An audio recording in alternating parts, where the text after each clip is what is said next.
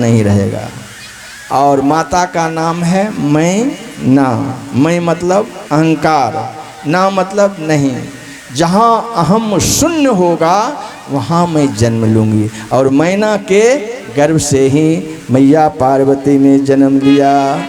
जब ते उमा शैल गृह जाए, जब ते उमा शैल गृह जाए, जन्मी पार्वती तनु पाई, जन्मी पार्वती तनु पाई, सकल सिद्धि संपत्ति तह छाई, सकल सिद्ध संपत्ति तह छाई, सकल सिद्ध संपत्ति तह छाई। जहाँ उमा का जन्म हुआ, मैया पार्वती का जन्म हुआ, वहाँ चारों तरफ सुख उपजने लग गया, चारों तरफ। यही है शैलपुत्री। माँ दुर्गा को पूजा आराधना करते हो तो प्रथम दिन माता दुर्गा की पूजा करते हुआ रूप शैलपुत्री, यही दुर्गा माता है। महाराज वहाँ तो सुख संपत्ति का अपार, रिद्धि सिद्धि सब बाबा कर करके हिमाचल की ओर जाने लग गई। नारद बाबा को पता चला कि मैया पार्वती अवतार ले ली है, वही सती पार्वती के रूप में। नारद जी कौतूहल हाथ में बीना उठाया और चल पड़े। जय जय नारायण नारायण हरे हरे, जय जय नारायण नारायण हरे हरे, नारायण नारायण हरे हरे, जय जय नारायण नारायण हरे हरे। ओम नमो नारायण, हरि ओम नमो नारायण, हरि ओम नमो नारायण, हरि ओम नमो नारायण, हरि ओम नमो नारायण, हरि ओम नमो नारायण। देखिए, मैंने शुरू में भी विनय किया, जब जब भगवान के कथा के बीच में कीर्तन हो तो ताली बजाना चाहिए। सामने की श्रोता जो सामने की दीर्घा में बैठे हैं सब दिख पा रहे हैं, और जो पीछे बैठी हैं वो तो ठीक से दिखाई भी नहीं पड़ रहा है। उनसे आग्रह है, मेरी आवाज़ आपके तक जरूर पहुंचती होगी।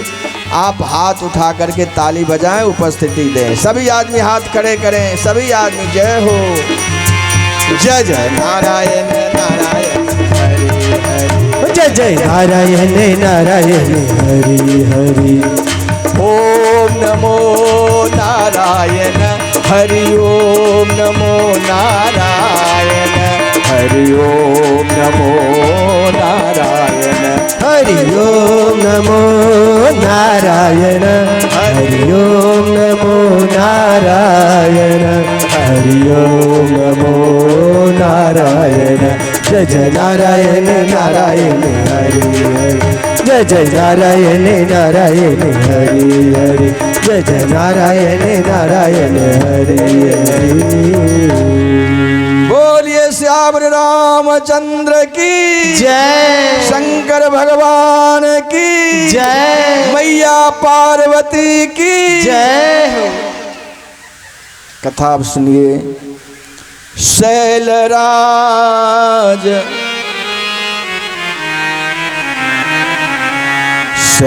शैलराज बड़े आदर किन्हा। देखिए, जब साधु महात्मा पहुंच जाए ना तो घर का किवाड़ बंद नहीं करना चाहिए। आजकल लोग जब साधु महात्मा को देखते हैं ना तो नज़र छुपा लेते हैं कि कहीं महात्मा टोक ना दे, कुछ मांग ना बैठे, किवाड़ बंद कर लेते हैं, नज़र चुरा के छुपते हैं। ऐसा भूल के भी नहीं करना चाहिए। संत के दर्शन से आपके क्लेश, आपके पाप ही मिटेंगे।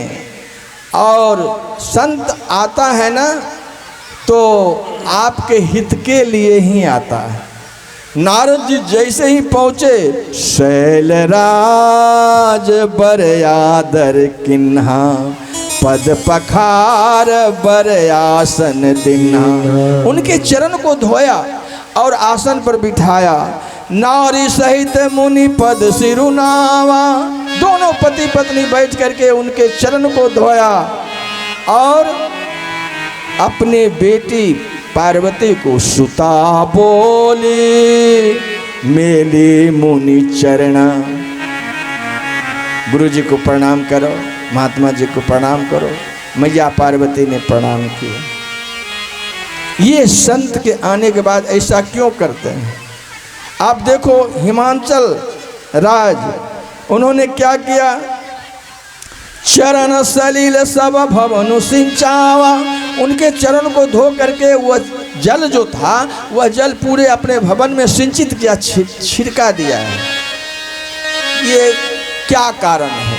लोग क्यों चरण सलील को घर में छिड़कते हैं? इसका कारण है, संत हमेशा तीर्थ में जाते रहते हैं, संत हमेशा सत्संग में रहते हैं, चलते चलते उनका चरण पवित्र हो जाता है।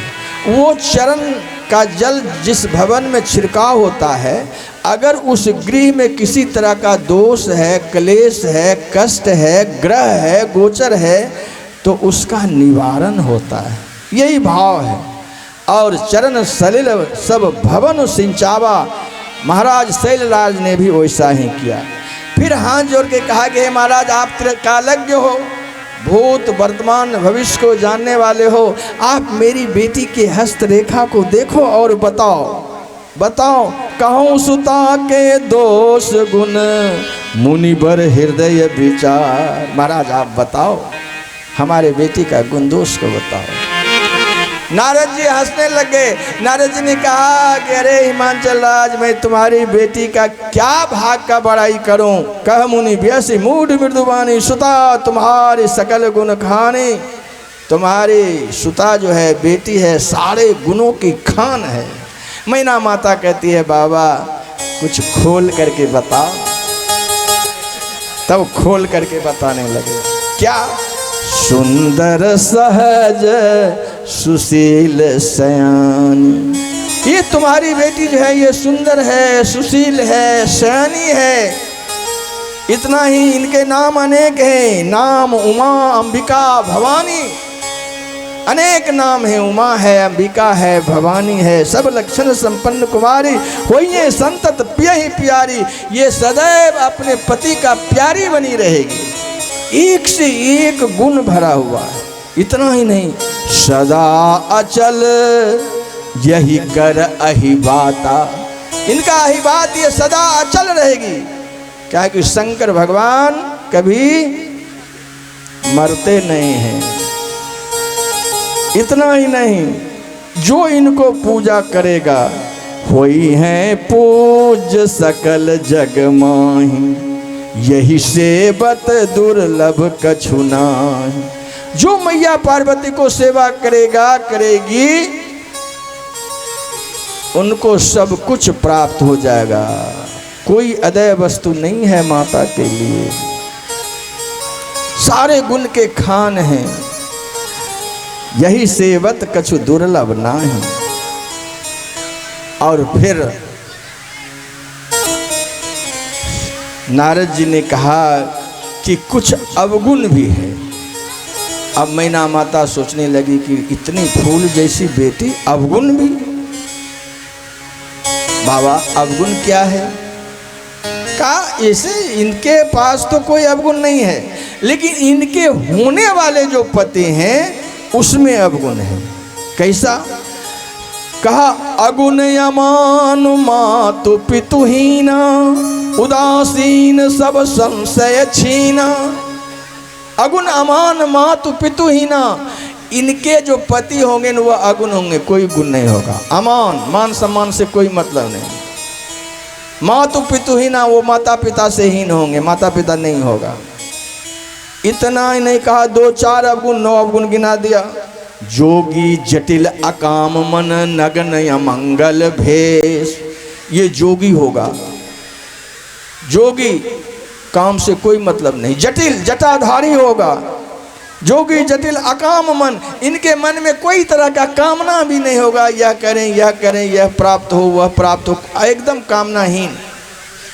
तो मैना माता सोचती है कि आह, इतनी सुंदरी, इतना गुण मेरी बेटी में, जो कहते हैं यही कर नाम सुमरि संसारा, त्रिय चढ़ियाई पतिव्रत असिधारा। इनको नाम नाम ले करके पतिव्रता नारी बन जाएगी और उनके ऐसे पति होंगे, इसके भाग्य में ऐसा ही पति लिखा हुआ है। नारद जी ने कहा, देवी मैं क्या बताऊं, अब जिसके भाग्य में जो लिखा होता है ना वही होता है। कह मुनीष हिमवंत सुनो, जो कछु लिखा लीला, जो विधि लिखा लीला। देव दनुज नर नाग मुनि, कोन में तनिहार, कोन में तनिहार। देव दनुज नर नाग मुनि कौन में तरहार। जिसके भाग में जो लिख दिया गया है उसको कोई मेट नहीं सकता है। तदपि एक मैं कहूँ उपाय, होई करे जो दैव सहाय।